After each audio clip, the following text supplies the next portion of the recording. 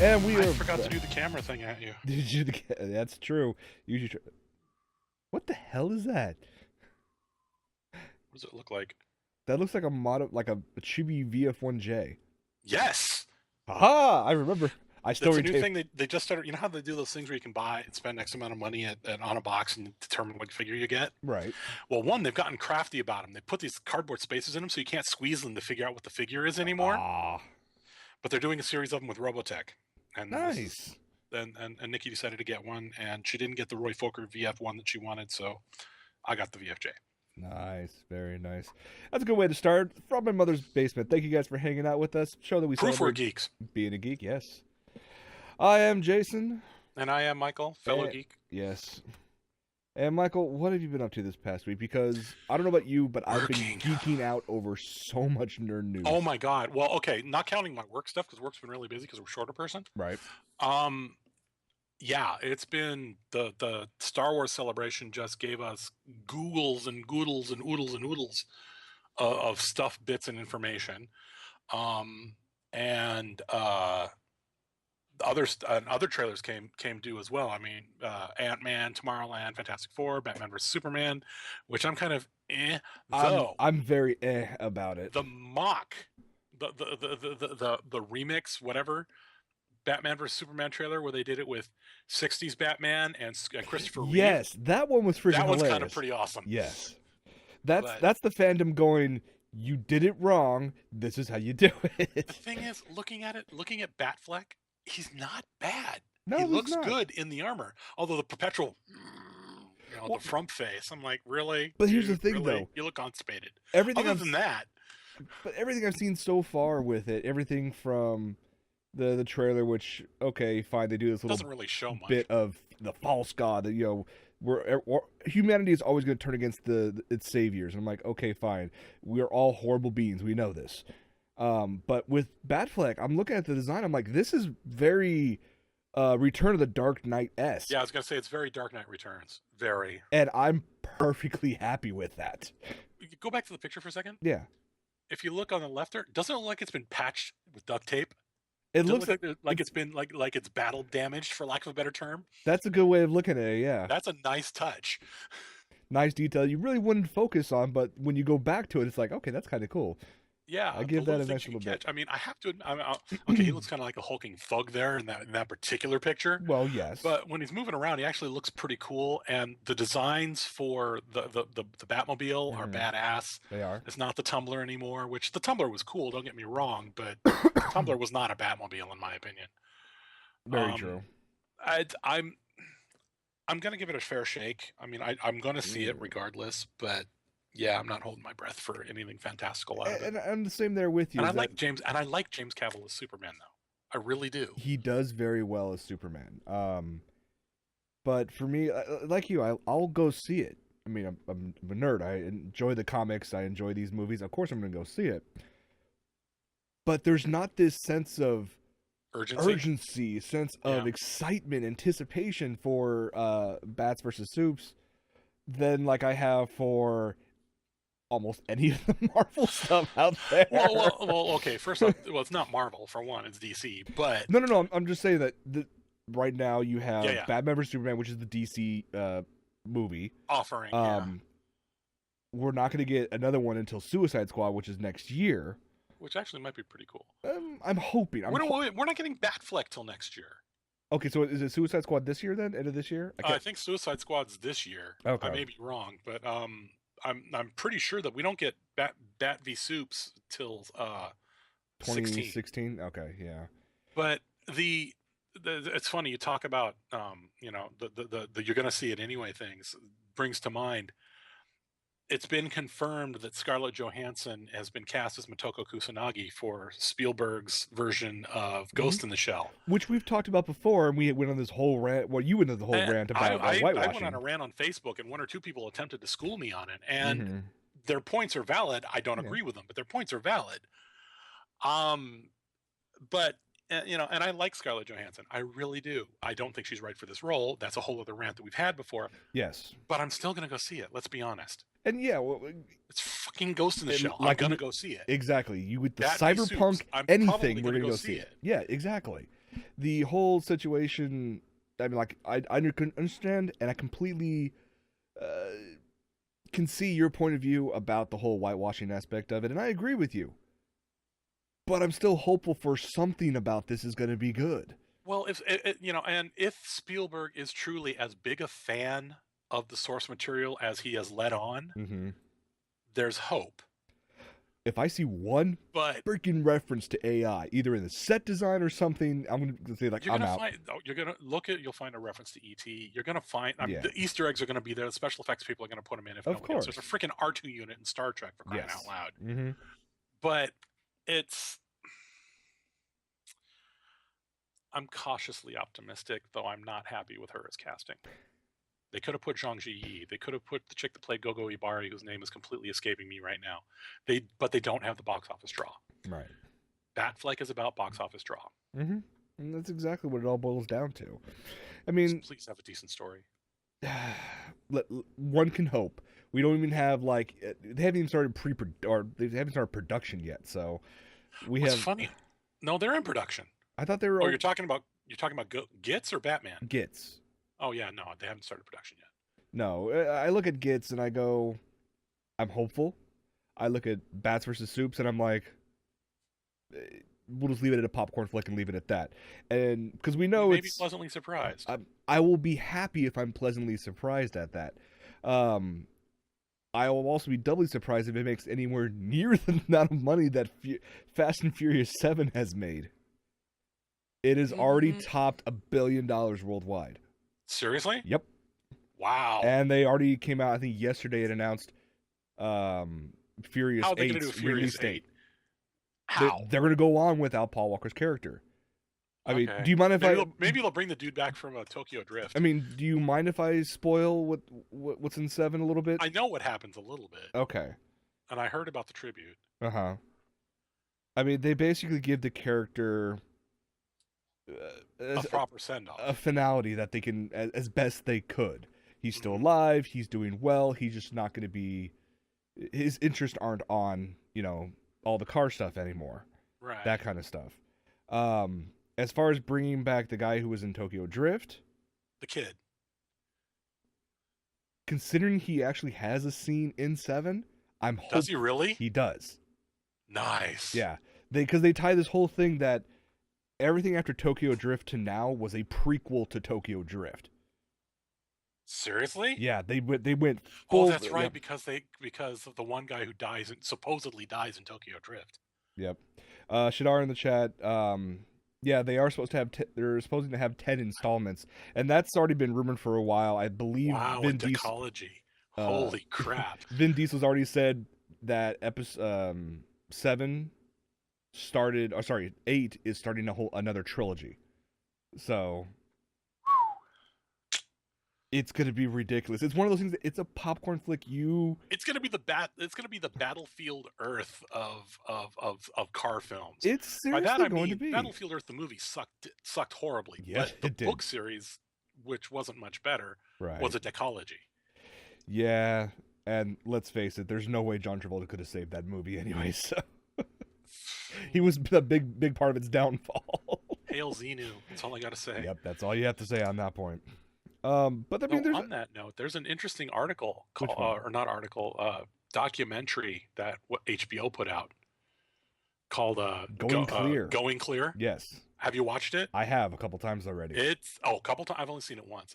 I'm kind of impressed. I'm impressed at their level of research. Anyway, moving on. Yeah, it's good. Although I have to laugh how much the Church of Scientology has spent trying to defame everything that has to do with that documentary from the people. Look, when your former right hand people start coming out and saying something's wrong, something's wrong. Yes, exactly. Let's move on to our weekly obsessed, possessed, presented by Disney, not really portion, shall we? We can't get away from that for the sole fact that Disney knows that it has the money and the ability to go out there and buy what we all like and love. So they did it with Marvel. They did it with everything Lucas. Star Wars, yeah. I would not be surprised, and I'm still holding firm to this belief that sometime in the next 5 to 10 years, we're going to get an announcement that Disney's going to buy Hasbro. No, I don't see that I could happening. see that happening. Uh, Come on, I just want to have My Little Pony in the Disneyverse. that would be kind of awesome, actually. Especially with all the anthro art that's around. Oh Oh my man. god. Yeah, let's not go down that path of thought because that could just get very Yeah. dangerous. Yeah. Yeah. No Yes, clopping, Star please. Wars, Star Wars, Star Wars. Yes. Skip clopping, go to Star Wars. Ah. No, I'm not even gonna say that joke. Okay. Don't go there. Yeah. So Rebels Season 2. They announced it. It's happening. They showed stuff. It's cool. James Earl Jones is back. Yes. And also, as we talked about last week, Ahsoka Tano is back. And in this official poster, it confirms what's going to happen in Season 2. We all were hoping part for. Of the big struggle, yeah. Yes. Ahsoka versus her former master. Yeah. Yeah, and she's not a Jedi anymore. No, she's not. Which is what's really cool. She's still a Force user. She still uses sabers. Right. But she's not a Jedi anymore. So she's free to... They don't have to kill her off and have all the Jedi dead, you know? Exactly. What trips me out is some of the other interesting little bits that were given away in the trailer for Season 2. Mm-hmm. Oh, I am so bleeping excited. Please push the button on this. Okie dokie.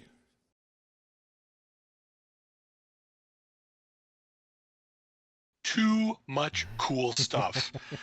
Let's see. We have Ahsoka Tano's back. Mm-hmm. Rex, and I'm guessing probably Fives and a couple of the others are back. The pirate dude is back. I forget the character's name off the top of my head. But he was kind of awesome. He was good for comedic relief. They're bringing out Vader's fighter, the TIE Advanced.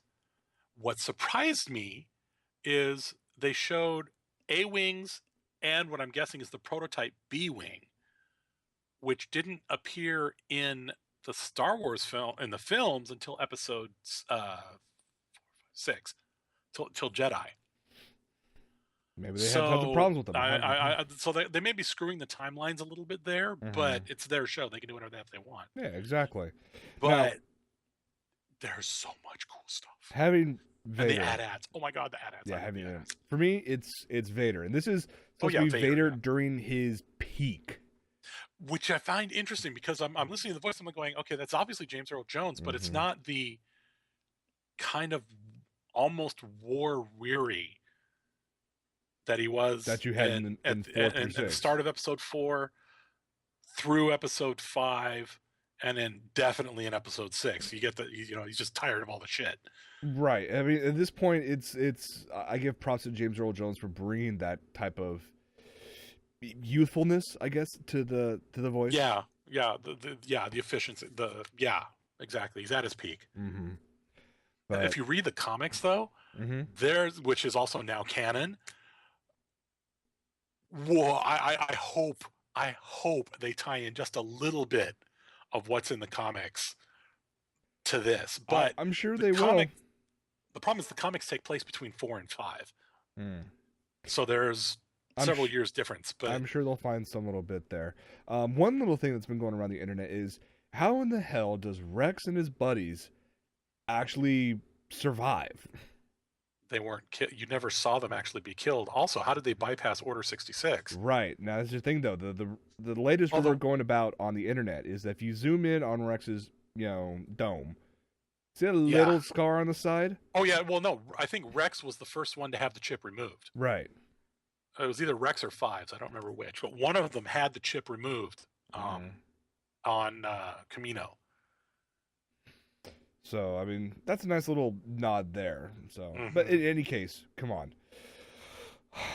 More Star Wars. I'm just happy they're paying that much attention to detail. Mm-hmm.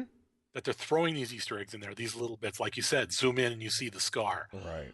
That means that helps you tell that it's a show made by fans of the source material. Yeah. Spielberg, pay attention. Take a hint.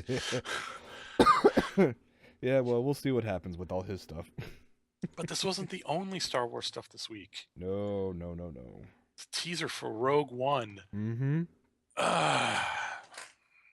What's your thoughts on it, Michael? Seen it yet. Oh, okay. So, all you saw was, I mean, this is all just concept footage. I mean, this is kind of like what they did with before Tron Legacy was announced. Mm-hmm. Is this a proof of concept? Essentially, yes. they've confirmed that it's in the works. They're actually obviously working on it, but anything that they saw in this trailer just it wasn't anything official, I guess. I mean, first off, they made the announcement that all of these spin-off um, uh, Series. series, all these one-off spits, they're not going to be called, legends or anything like that. Kind of like what they did with like the with all the books, Mm, what was now canon and what's not anymore. hmm Now they're calling each one of these side projects anthologies. Okay. So it kind of works for that. But the footage they shot, basically, it looked like just going over like the Forest Moon of Endor. Just you start hearing some frantic chattering on a comm system as the camera pans up and you see Tell me it's Sabine. no, unfortunately you see just the outline of the Death Star. Oh, them Yeah, building the second one. Okay, so that exactly. takes place between 4 and 6. Okay. So the official plot details on this, or the official synopsis is: a band of resistance fighters unite for a daring mission to steal the Death Star plans. Oh, that's right. That's right. That's right. I'd heard about that. Sorry. Mm-hmm. There's not going to be any single Jedi in this movie, which I kind of like. You don't need to have, Well, you don't need to have Jedi in everything. exactly. And this basically happens to be one of the many, many stories that we'll probably hear throughout the years.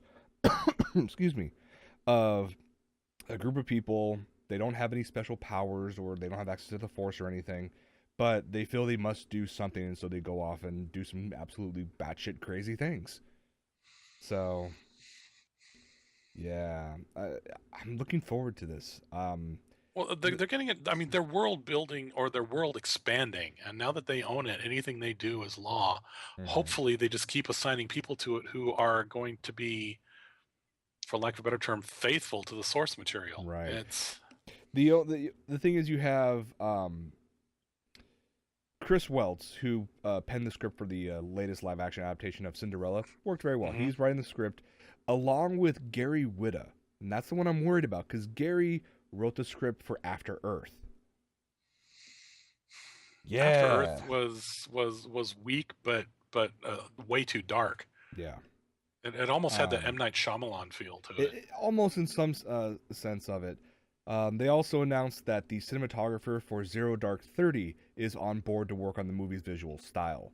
So, Which actually is a good thing. yes, I agree completely with that. I just look at everything going, this is going to be a dark, gritty, not the all happiness and Jedi It's temples not your kind of mama's Star Wars. thing.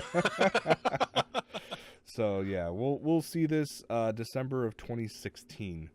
Um, but There's this a will lot be of potential there. I hope they do well. I there really do. is.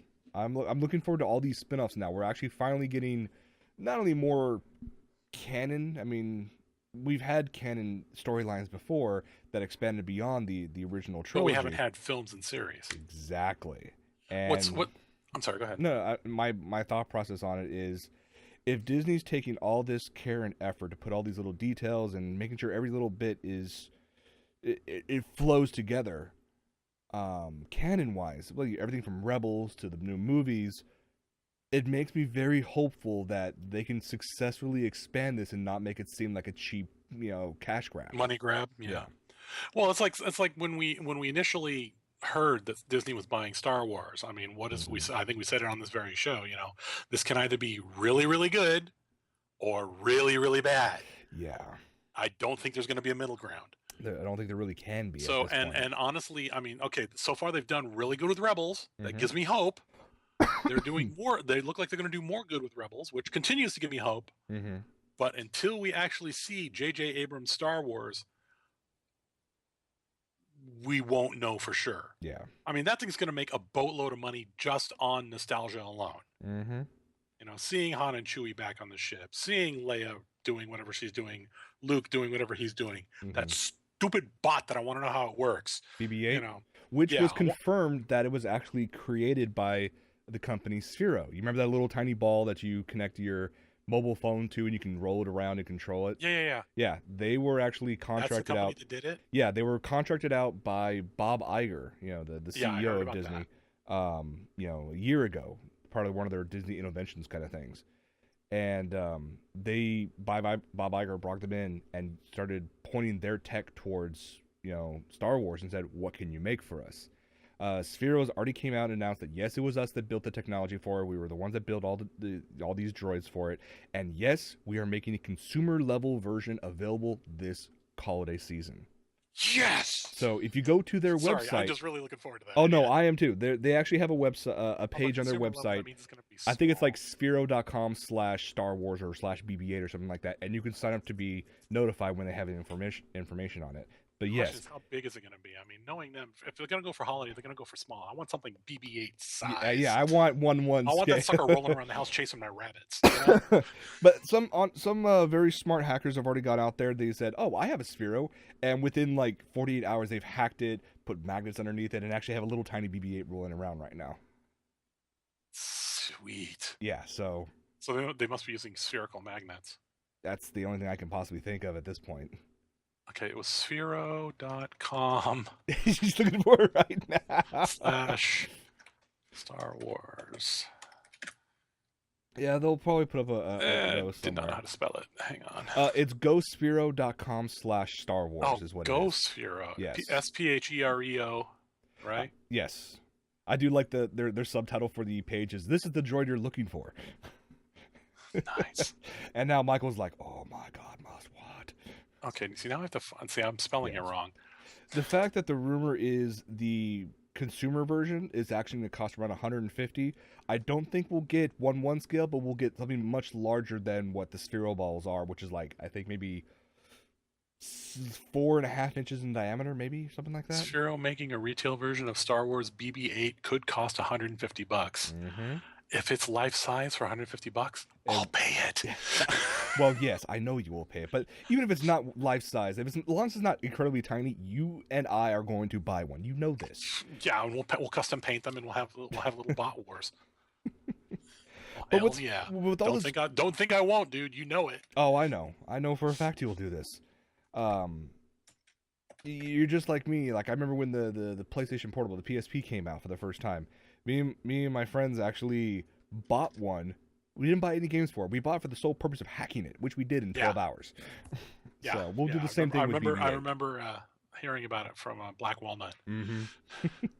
But with all this Disney news, there's always that one thing that people like, not trip over, but have a problem. Cautious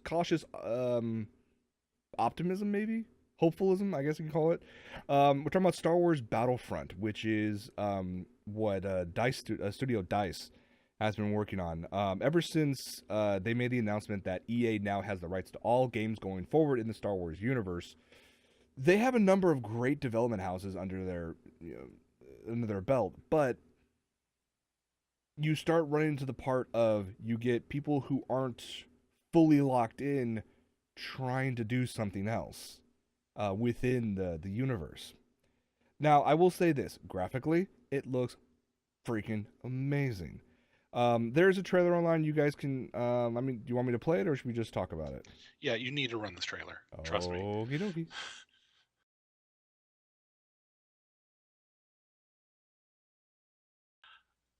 Up until they showed the face, everything was pristine.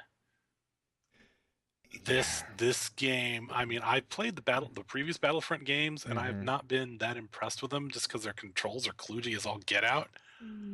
I should probably give it another try. I would say at least the second one, because there was a lot of game mechanics in there that I actually truly appreciated.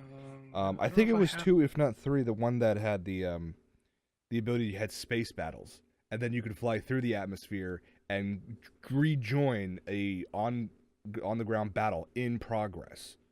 Really? Well, a while ago, Steam. Remember when Steam had that spend X amount of money and you can get every Star Wars goddamn Star Wars game made to date? Mm-hmm. Yeah, I took advantage of that at the time. It's now several games old. I want 1313 back. By the way, sorry.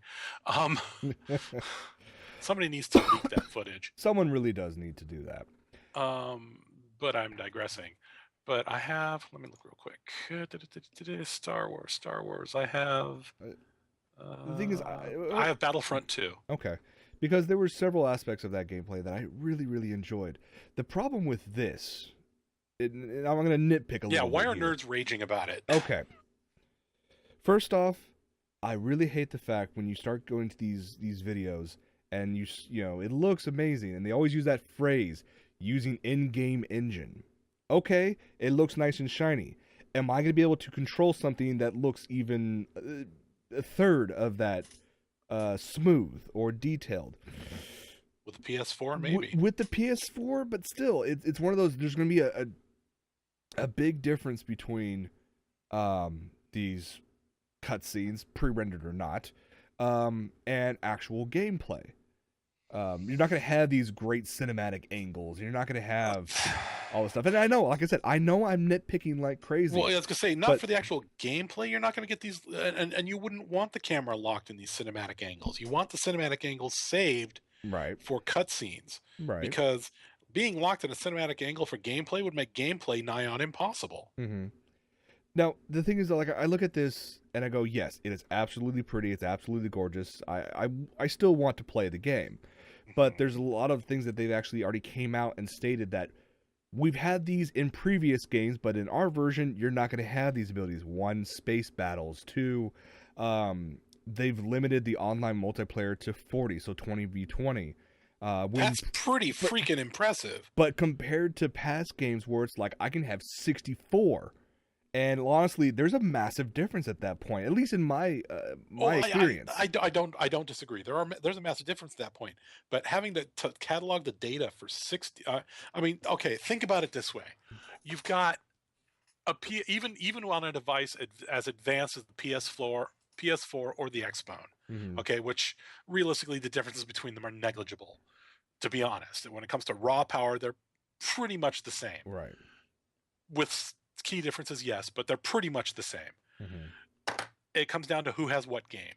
And even with a device as powerful as the PS4, with that level of in-engine quality, being able to have 64 independent, probably highly customizable units that your machine has to keep track of and render and activate and do all this other stuff with effects and procs and mobs, and there's probably going to be a grip ton of NPCs.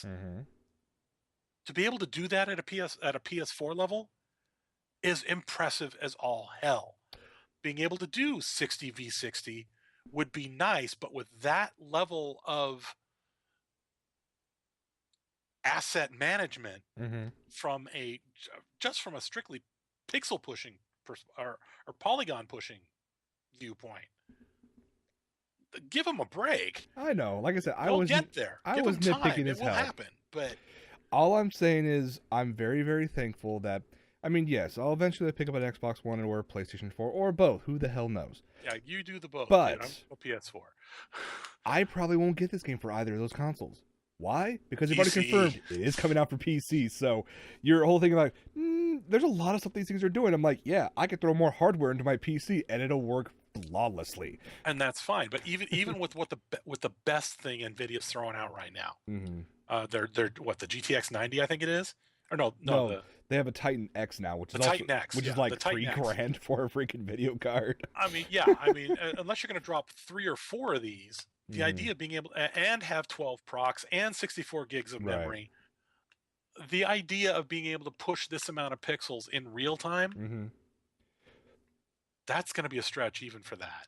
The final thing that I had a problem with is that during all the presentation, both the public one and later on the behind closed doors press screening of this, was that they kept on focusing on the graphics, the lore, the detail. Not the lore, the detail of all the items, the props and everything. They had access to all of Lucasfilm and LucasArts to... Right, so they could port in the assets. Right, so you have some gorgeous stuff that's coming basically straight from the source material.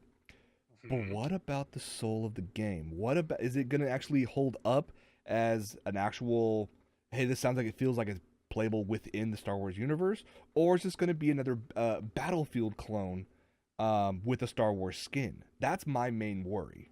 And that's a legitimate concern. But you got to start somewhere. I know you have to start somewhere. And nowadays, if a game ain't pretty, a game ain't gonna sell. Yeah. Well, actually, that's not entirely true. There are exceptions to that rule. Well, but they're mostly indie most recently the Order 1888 or something like that. The thing that looked absolutely gorgeous on PlayStation 4, but people beat the game in like less than 4 hours and it had horrible game. Well, or of course, you do the same could be said about Portal 1, but Portal 1 only needed to be 2 hours long. Exactly. Yeah. What I'm saying is EA, for all of their self-righteousness, for lack of a better term, and the stupid Origin downloader. God, I hate that thing. I freaking hate Origin. Well, they have the. I mean, EA is the publisher. They're not the house creating it. Right. Does that make sense? EA itself directly hasn't made a game in years. Oh no, I know EA's that. a publisher. I know that or at least for Star Wars Battlefront, it is all done by DICE, and they have a phenomenal track record. But unfortunately, you start looking at the overview or just the grand view of what they've done, and it's Battlefield, Battlefield, Battlefield, Battlefield. So it makes sense that the original EA... Battlefront effectively was Battlefield. Yes, it was. It was Battlefield in Star Warsville. Yes, I agree completely. So, what do you expect? I am a nerd. I am raging. I am on my soapbox right now. And okay, you can be on your soapbox, just like I'm going to be on my soapbox about a lot of other things. I'm saying give them a chance. That's all I'm saying. Again, give them a chance. Let's go back to what we initially stated. And I'm going to buy it for prettiness anyway. Let's go back to what we said at the beginning of the episode. Open source filmmaker. Oh, jeez, yes. I know. That would be amazing. Think of it for that viewpoint alone. But like I said, I'll go back to what we initially stated at the beginning of this episode, which was we may have our problems with these things. We have our concerns about these things, but that's not going to stop us from. It's not going to stop us from playing it or watching it or owning it. So it's like. Yeah, I know I'm raging, and you guys can tell me to shut the hell up, but you know what? Hey. And you know what? We all have our passions, and that's what makes us geeks, and that's what makes life worth living, is having your passions. Exactly. So shall we move on to the next thing on our list? Yeah, let's talk about... Now that we beat that dead horse into a smear? Yeah, we've almost talked a full hour on that stuff, yeah. Oh, God, well, we're going to have to wrap up moderately quick, but yeah, okay. Exactly. I just want to get to the what's the new names for Empire Rebels? That's... It's just basically it's the new Empire, and it's who's the good guy, who's the bad guy? Yeah, exactly. That's all it is. Number 15 trips me out. I want to know more. Yeah, this seems to be the era of like, let's take everything from we thought was good back in the day, and which was good for its time, but we need to bring it back. For what no one was ever clamoring for some of this stuff. This one actually has potential, though. I know. Okay, let's talk about the first one that actually has some potential. It has been confirmed that the sci-fi comedy Galaxy Quest is going to get a TV adaptation. Who are they gonna? I mean, Tim Allen could do another TV show. So they could bring him back feasibly. I'm sure they could. At this point, they haven't announced anybody who's going to, reprise their roles. You're probably. Even though you may get Tim Allen, I don't know if you'll get Alan Rickman or Sigourney Weaver or anything like that. Not in a series. Yeah, exactly. You don't have the money, you don't have the budget for anything like that. Well, also, the thing that kind of makes me curious about it is, are they going to do it as Galaxy Quest, the series that they were talking about in the movie that these actors came from? Or are they going to do what happened in the movie, start where the movie left off, where they actually go off on the ship that these people built to do their... And if you haven't seen the movie by now, spoilerific, deal with it. Yeah. Are they going to take where the movie left off, where these actors from this historical documentary, you missed my air quotes, but that's okay, actually get the ship they're on and get to go out and do stuff? That has potential. That storyline right there has potential. Going back and making the historical documents that the movie was based on. Yeah, I know. You can go very good one way, or the other side may be cheaper to produce, but you don't get the same effect. You get and number 17 scares me, by the way. Or 16 scares me. Yeah, this one. While there's people been clamoring for a Galaxy Quest sequel, a movie sequel, which I don't think they'll ever get. Okay, TV series people will take that they'll take it for what it is. This other one, no one saw coming because no one was asking for this whatsoever, save for maybe Bob Saget because his comedy career is in the tube. Full House. I remember watching this thing as a kid a lot. I'm not sure why I did. I always complained about it, but it was always one of those things that it was a stable constant in my life at the time. I know that if I can get home at a certain time, I could actually watch, Full House. But now Netflix went, okay, you know what?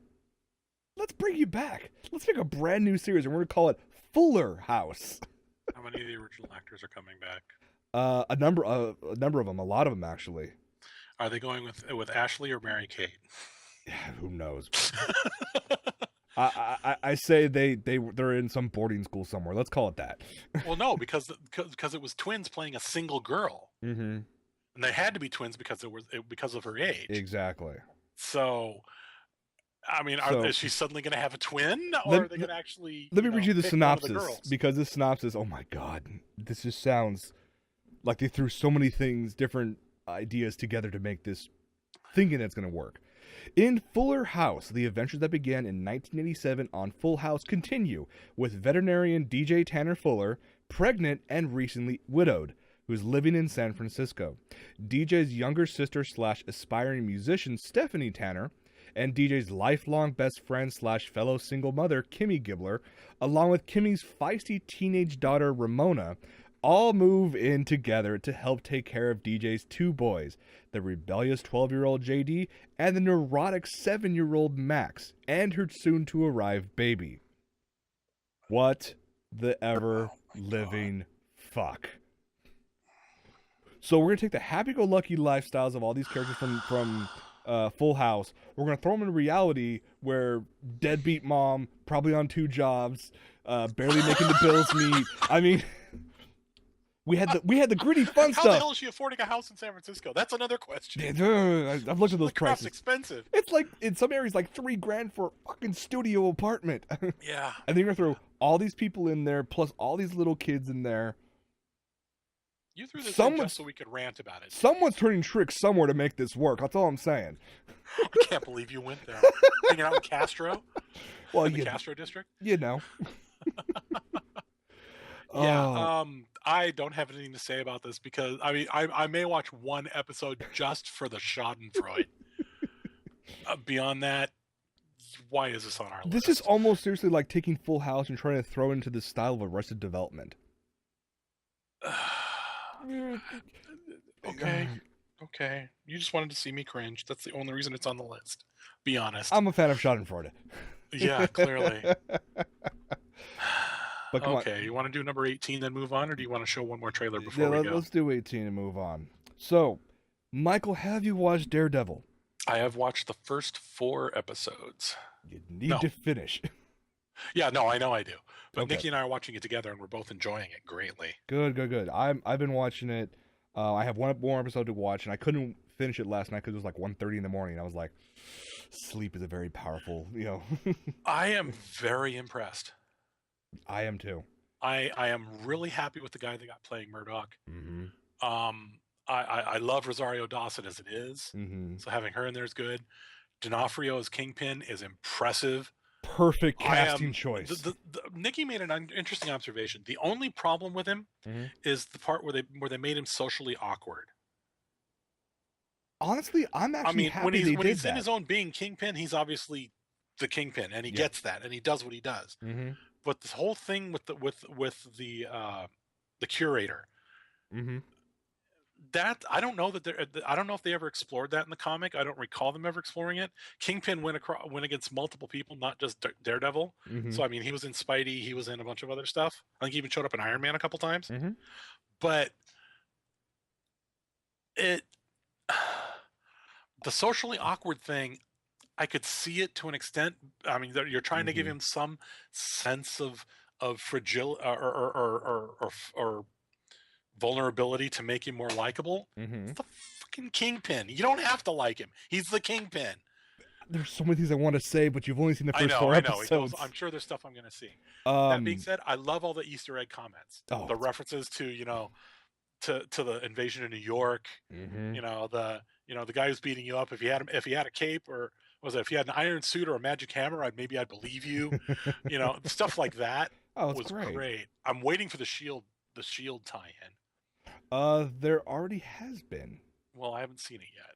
No, you have. It's just very, very, very subtle. Where was a reference to Shield?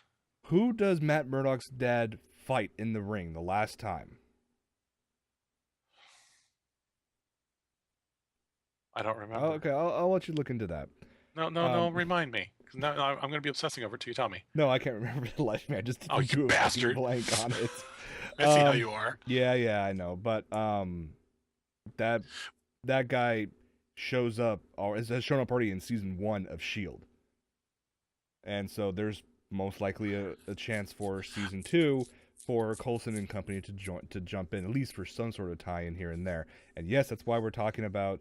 It was officially announced that season 2 of Daredevil was confirmed. It's getting another 13 episode series, I think it is. That's fantastic. So far, it's really damn good. I mean, I know people. I've got, for example, George, the guy who owns Hypno. Mm-hmm. George's favorite characters of all time. Mm-hmm. 2 of them are Daredevil and Vision. Okay. And he's just, I'm sure he's on cloud 9 right now. Yeah. And he's watched it multiple times, and he keeps telling Nikki, he's like, "You gotta watch it. Have you seen this yet? Have you seen this yet?" so I mean, George, coming from George, him loving this series that much is serious high praise. Good, very good, and it's well worth it. I mean, I remember watching the first episode, being okay, this could be fun. It's a little bit on the violent side and whatnot, and then there was that infamous at the end of episode 2, that hallway fight scene. Oh, that was awesome! So good, so damn good. Yeah. That and let's see, all the subtle characters who've already shown up. Mm-hmm. Bullseye's shown up. Yep. Oh God, there were a couple. Apparently, did a little research. Actually, I had a little research tossed at me, and then I ran with it. Rosario Dawson's character is a pre-existing character. There was a character called Night Nurse. She didn't just patch up Murdock. Really? She patched up Spidey. Wolverine came to her a couple times. They're Easter egging a lot of characters in here. Nice. Okay, I didn't know that actually. That's cool.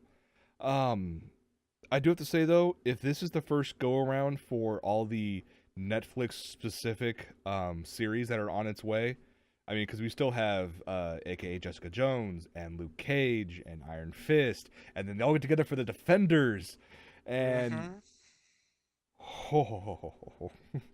I don't think it just makes Spidey worth watching and tie all this crap together. I know we're not. I'm beginning to give up on us getting our mutants, although I still have a tiny hope in the back of my brain. If they can tie all this together and get a quality Spidey thrown in there as well, oh man, and especially if, unfortunately, Spider-Gwen has turned out to be so sucktastic, but the concept of Spider-Gwen is so cool. You never know, but with all these things going on now, we obviously know we were gonna get the Defenders, same universe, tie-ins, all in crossovers aplenty are gonna be happening. I'm just waiting, and the fact that they're being consistent about the MCU being TV and movie, and this tying into that so directly is fantastic. Well, especially for the fact their continuity is incredible. Especially for the fact that for Daredevil season 2. It's gonna be co-produced by ABC Studios, so they're working on Agents of the Shield already by ABC. Were they part of season 1? If you watch the credits, okay, yeah, my apologies. They show up at the end because ABC's already got Agents of Shield, and they've already announced it's Agents of Shield themselves are going to get a spin-off series. Yeah, I'm curious as to how that's going to work. So you have all these different little bits and pieces tying in to the larger MCU. I think it's going to be amazing. I think it has potential to be really cool as long as they keep getting good writers. Their casting choices have been fantastic, but bottom line, if you don't have good writers, you could have phenomenal A-list actors that you can have Ian McKellen suck if you give him a bad script. Very true. And I see in your shadow that we need to hurry up, and that's actually kind of time anyway. Yeah, it's fine. Well, I see the reflection. Tell her hi. Let's wrap up as always. Michael, what have you been watching? It's funny you should mention that. I've been watching a little bit of Daredevil. I finally got to see Automata. How was that?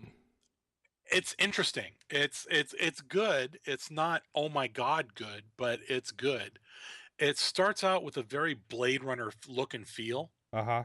I mean, I'm watching this first part. I'm thinking, and yeah, you could throw a little bit of Judge Dredd in there, I suppose, but it definitely, you could tell this is like, this screams Blade Runner for the first 30, 40 minutes. And then it starts taking some interesting twists. Um, I think it was really good up until plot point two, Okay. and then it kind of lost its footing for a bit. Mm-hmm. It's definitely one of those what does it mean to be human things, Okay. or what does it mean to be alive type thing. Um, but and they kind of left the end a little nebulous, which is good in my mind Mm-hmm. because I think they left it where they needed to leave it. Okay. But you could definitely see the Blade Runner inspiration all over this thing. Nice. It's worth seeing. It's worth seeing. I love Antonio Banderas, so, Okay. and they actually managed to get Melanie Griffith in there too, his wife. Really? Well, okay, you remember the one robot in the trailer that was talking? Yes. The female robot? Mm-hmm. Okay, that's Melanie Griffith's voice for one. And the reason it's her voice is that unit is a modded unit that the what is it they call them? Clocksmiths Mm-hmm. are the ones who alter the robots illegally. The clocksmith that altered her is portrayed by Melanie Griffith, and she's not Nice. aged well. Ooh. Sorry. Oh well. But it's not a bad movie. What else Good. have I been watching? I am current on Shield. Oh my god. I want to see where they're going to go with where they ended it, especially because Coulson has effectively walked into the equivalent of, not only were you cheating on your wife, you were cheating on your wife with her little sister and her best friend and her grandmother to boot, and your wife walked in on you. That's the equivalent of what happened to Coulson this episode. All I have to say is, take me to your leader. Yeah, well, yeah, no, that's a great ending. But I mean, if you look about it, when they hacked into the view at that one point, Mm-hmm. and all this other stuff, and then Sky's reaction at the one point, Mm-hmm.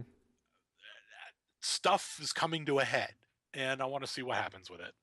They have a long way to go because they have so many other storylines that they can easily bring to that series and even to the spin-off series at that point. Mm-hmm. So as long as they have the good writers, as long as they keep their heads up, and as long as they keep the stable budget, I think they'll be fine. Have they announced what the spin-off series is yet? No, not yet. I'm betting it's Inhumans. I don't think so. I think it's going to be another Shield spin-off, like an Offset. Mm. That's just my Shield thought. 1 and Shield 2. Yeah, who knows? Let's see, what else have I been watching? Okay, I'm ashamed to admit it. I'm current on Gotham. And that's the end of this episode, everybody. Thank you. Yeah, so much. really. The thing is, if you ignore everything before it, which kind of defeats the purpose, it's not bad. Okay. But you have to ignore a whole lot of canon, and that's painful. Yeah, I can imagine. Flash, yes. I'm still enjoying. Flash is very good. Let's see. Blacklist is on kind of high. Well, I don't know if it's on hiatus or season finale, but what they did in the last episode. Mm-hmm. Oh my god. I guess that's it. Okay. Your turn. Daredevil, amazing. I haven't watched that much anime this past week. I've only caught up on. I can't understand what my husband is saying because season 2 started and it's still amazing and still hilarious, even though the episodes are only like 3 minutes long. There is a new series out that I'm actually truly enjoying for a number of reasons, and that's called Sound Euphonium. It's essentially, think K-On!, but all the girls are actually in the orchestral group. Yeah, you mentioned winds. That. It's still keeping my interest. I'm actually really enjoying it. And now that's on a multiple level for me because I've played all the instruments that they show in this series. I love playing euphonium and trombone and tuba, and basically like seeing how they had a sousaphone yet. That was one of mine. Not yet. But just because of the fact of the nostalgia and to see how of course, Japan can moify anything, and this is just, again, another proof of that. Yeah. And it's just like, I wonder if this gets more people interested into these. Chiaki Kuriyama, that's her name. Okay. She could play Gogo Ibari. Thank you. That took like 40 minutes, but it's good. No. But, I mean, that's pretty much all I've been watching. I've been busy because I have a new job. It's been keeping me very busy. Congratulations on that, by the way. Thank you very much. So it's me building and maintaining website design, which sucks now. Like I said to Michael before we started, was that I could try to relax and I go to all of my usual sites that I bookmark and I read them, and for some reason, in the back of my mind, I start nagging, tearing apart their configuration. The UI, the design. I'm just like, take all that and apply it to our sites. Yeah, well, that requires me to have more free time. It'll happen. It needs to happen. But yeah, so things for me, it's always funny to see how your work experience can affect positively or negatively the rest of your life. Yeah, this week has been weird for me that way too. I mean, I'm because we're radically short because we had one person move out of the department, and another one's on vacation right now. So it's me and one other guy are the only above level 1 on in our group, and it's amazing how much I'm actually remembering that I thought I'd forgotten. It's funny how that works out, doesn't it? Yeah. I'm remembering all this stuff, and then I'm also learning what I don't know. Case in point, Active Directory. It's from hell. It's horrid. It's demonic. AD, I hate it. Yeah, I've never been a fan of AD whatsoever. Okay, but that's beside the point. But I think we'll probably call it at that then. Yes, it's been a good episode. Thank you guys so much for hanging out. As always, you can always follow us on social media pages, Facebook, Twitter, etc. I need to start participating in the hashtag wars again. Oh, they are fun. They are fun. All right, everybody, thank you so much for hanging out. And From Mother's Basement, I'm Jason. And I am Michael. And we will see you guys next week. Take it easy, everybody. Bye, guys.